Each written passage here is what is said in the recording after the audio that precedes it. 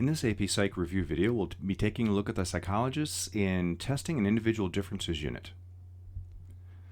We see the relatively short list in this one.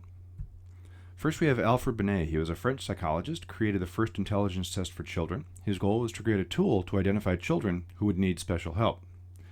Terman took his work and translated it into English, which then became known as the Stanford Binet Intelligence Test.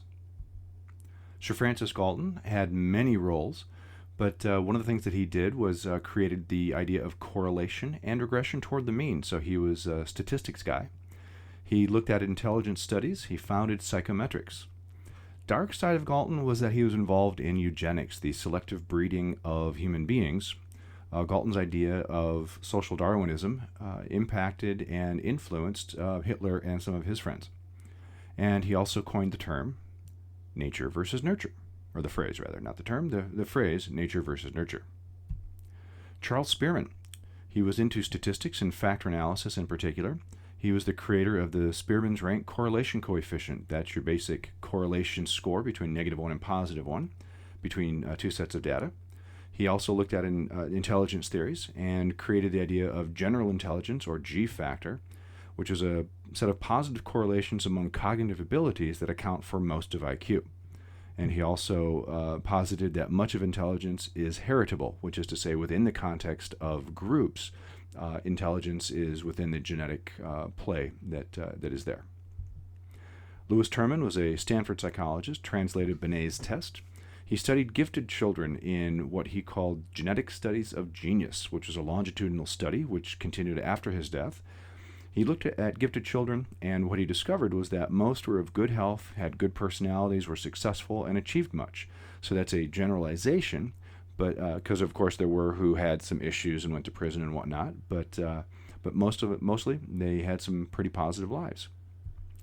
David Wechsler, he was a big guy in intelligence testing. He opposed the Stanford Binet's narrow definition of general intelligence, so he added verbal and nonverbal. He created the WISC and the WACE, the Wechsler Intelligence Scale for Children, or the WISC, and the Wechsler Adult Intelligence Scale, which is one of the most common ones used today. He also created some others. Also, the Flynn effect, where the collective intelligence keeps going up, means that the Wechsler tests have to be updated about every 10 years. Howard Gardner, he said that IQ itself, the way it is currently defined, is too limiting. And he said there are multiple intelligences: logical mathematical, linguistic, spatial, musical, bodily kinesthetic, intrapersonal, interpersonal, and naturalistic. And he's considering but hasn't finalized the idea of an existential intelligence. Robert Sternberg, prolific living psychologist. He, among other things, he looked at intelligence, and he took a more cognitive rather than psychometric approach and created what he called the triarchic theory of intelligence. First kind is analytic intelligence, which is similar to what IQ is now. He added experiential and creative intelligence, where how well do we solve novel versus familiar tasks, and also practical/contextual intelligence, otherwise known as street smarts.